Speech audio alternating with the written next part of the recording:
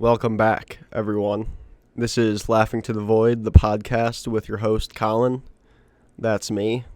The same one as the previous few weeks. Did you miss me? Okay. And yes, as you can see, I did get a haircut recently in which I basically shaved my head. I do look like a skinhead now, so I have to be extra not racist to compensate for what I look like. So it's been a hard few weeks, but I think I'm getting used to it. Basically, I just completed my finals for this semester a couple weeks ago. School tends to stress me out quite a bit as I do math as my primary area of study, and my classes are extremely hard at this point. Keeping a high level of performance for the 4 months I'm at school is quite difficult sometimes. And something that kind of demonstrates that is during finals week, I had a dream that it was the 4th of July. I was with my friends at some lake, and we were just like staring into the water and just doing whatever. And suddenly in the distance, we were on like a ledge so we could see like far, and we saw a plane crash into like a large city. And it was kind of unexpected. We were a bit confused, but it was kind of like the sense, oh, good thing it wasn't us. And then people were lighting off fireworks because it was the 4th of July. And then another plane got hit by a propeller plane got hit by a firework, and it crashed like across the lake from us, and it created a large explosion. It was about like 100 yards away though, so it's concerning. Like, we should have left at that point, but we didn't. And then like 3 seconds later, another plane crashed and exploded behind us. And so we jumped in my friend's Toyota Avalon, and we started speeding through the hellscape that was the area that we were in. So yeah, if anyone's a psychologist, can you drop in the comments what was happening to me during that finals week that was invoking these visions of fiery plane crashes that I was not involved in, and what that might mean. I think the idea of giving celebrities free things is kind of stupid, as they're the ones that can pay for it most of the time. Like, a Chipotle gift card, like free Chipotle for a year gift card, would kind of be a pointless thing to give a famous person. A, because if they're in Hollywood for long enough, they're going to have body dysmorphia, and they'd get a burrito and just eat the cilantro out of the rice. So it's a big waste of food, number one. And number two, they're the ones that can actually pay like the $14 or $10 twice a day or 3 times a day to buy the food.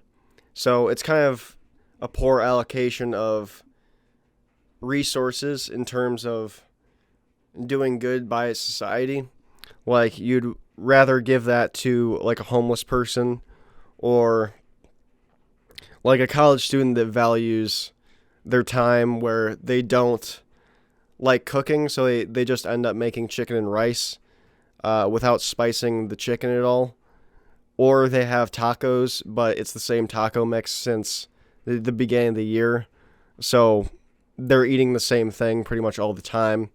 And it would just be a lot more convenient if they could just get the food made for them. And even though it would be the same thing every day, it would taste better and be like somewhat more healthy than what they would make. So Chipotle, I think you should consider the second option.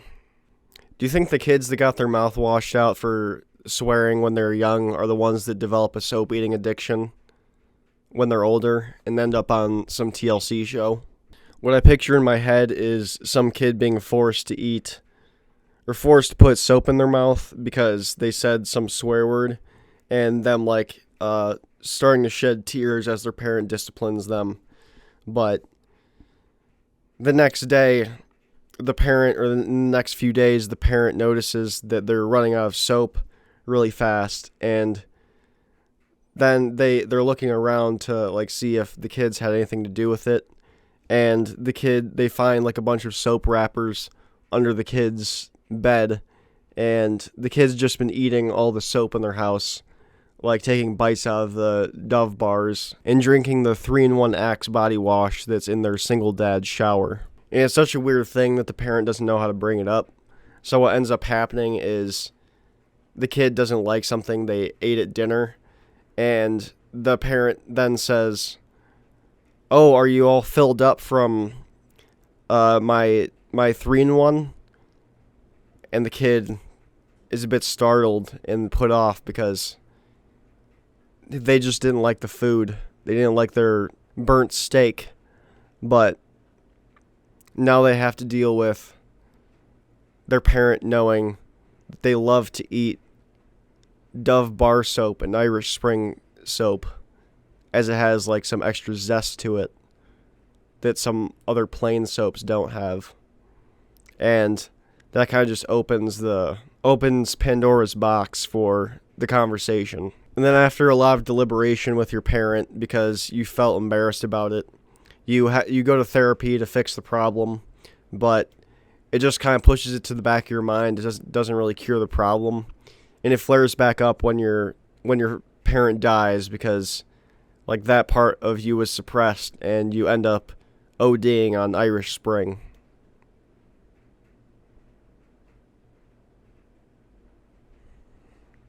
Has that ever happened to you?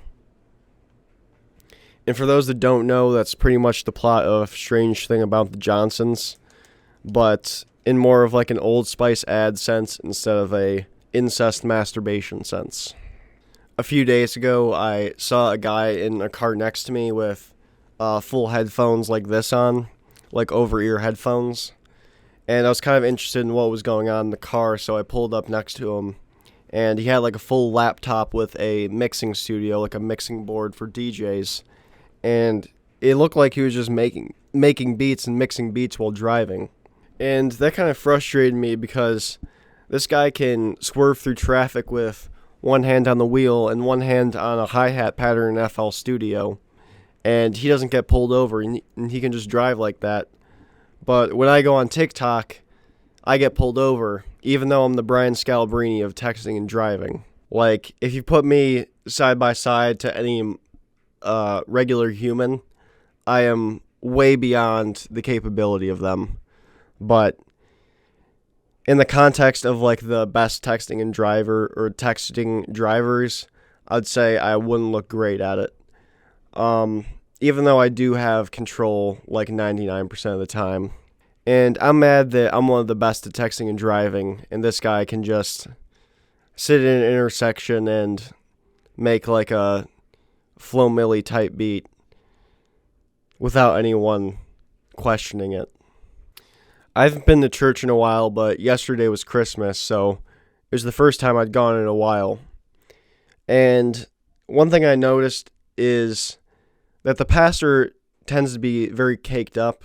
And what I put together of the reason that causes this is all the sitting and standing, as the pastor's probably doing like 500 squats in one day throughout all of the services that they host. Just all the sitting and standing up.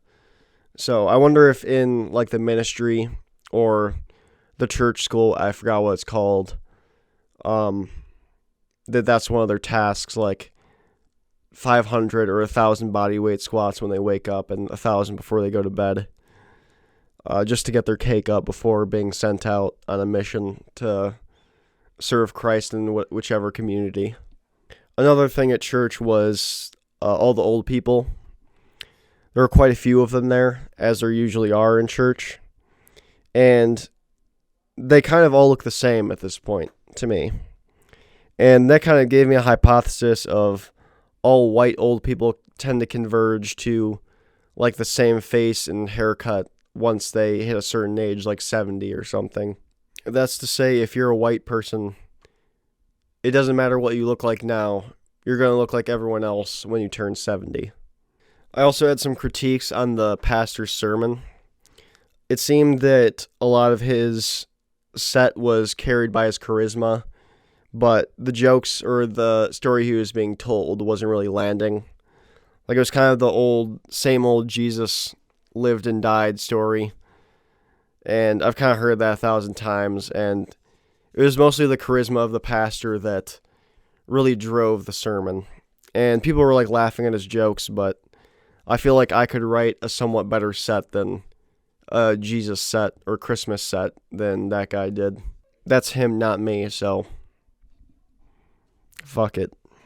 It's that time for Would You Rather. Would you rather perform surgery on yourself to remove one of your eyeballs without anesthetic using the following tools: an evisceration spoon, a scalpel, 1 quart of isopropylene alcohol, a playing card-sized mirror, a soggy, loose latex glove, like lunch lady gloves, basically, 1 roll of Bounty paper towels, assuming they're sterile, and a high school-sized desk chair.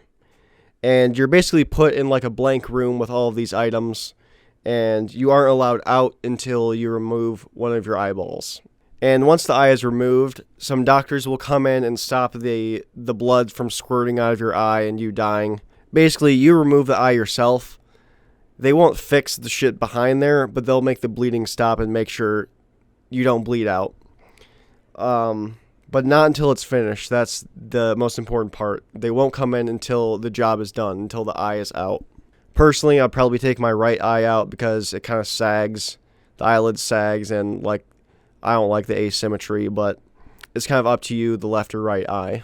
So that, or you can eat a cereal bowl-sized portion of feces from a homeless 24-year-old living in Daytona Beach whose diet from the previous week includes a bag of Fritos, several grams of heroin injected through a needle, Little Caesars stuffed crust cheese pizza with crazy bread, 8 liters of Coke Zero, rolled gold stick pretzels, half a New York-style cheesecake, half a tab of Molly, and a quart of Dasani water to wash it down.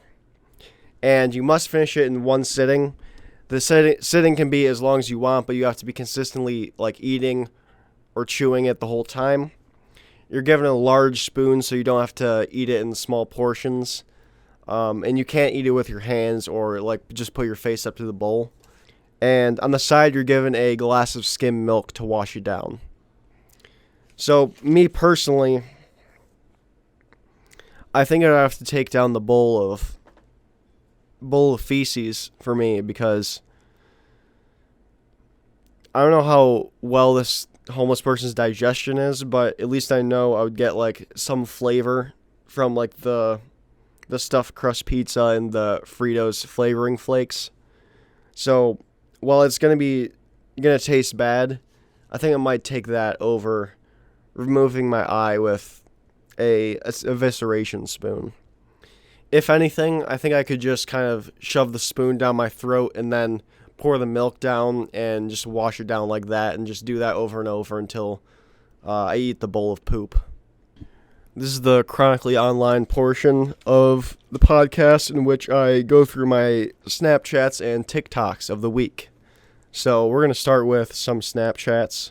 This first one would be me sitting in a bathroom, and it's captioned, "Let out a massive belch after eating out your mom." This was after a midterm that I took at the end of the year. I actually got a 10% on that midterm, and I felt pretty awful about myself, so I went to the campus building and just took a massive shit in the basement.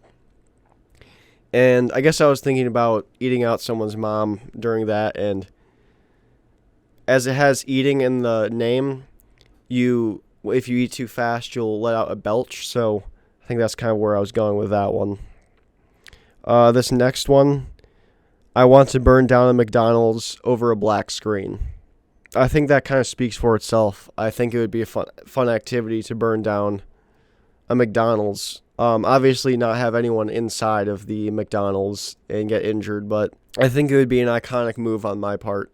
And here's one of me on the toilet again. It says, "I know I'll have made it when I have a bushel of sock lint between my toes every day from a daily fresh pair of socks." And what I meant here was that when you get like the bushel of lint in between your toes when you wear a new pair of socks, that's kind of like it signifies your wealth, as people that don't have as much money wouldn't be able to afford new socks every day. So the bushel of lint between your toes is kind of like a status symbol. So on to the TikTok portion. I'm a big fan of this first one. It's kind of like what happened when I got my new haircut at the bar.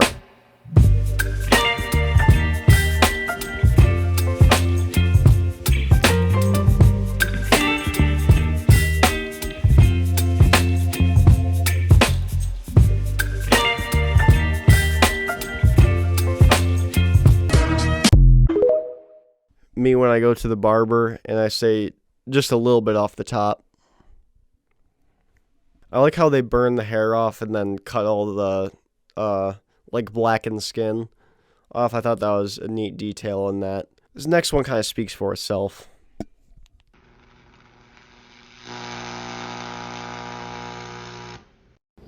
Raw! Do that to my wiener. Raw! I'm a big fan of that one. They kind of remind me of like some science project where a kid would like charge a phone with a watermelon and like a water solution, and I think the cat with the medieval armor and gear really put a cap on it, really brought it together. That's about it for this week. I appreciate you watching this. I put out a new video last week, The Degenerate Prodigy. I thought it was one of my better works, so I encourage you to go watch it. But yeah, besides that, like and subscribe, all that good stuff. And I'll see you again. Goodbye.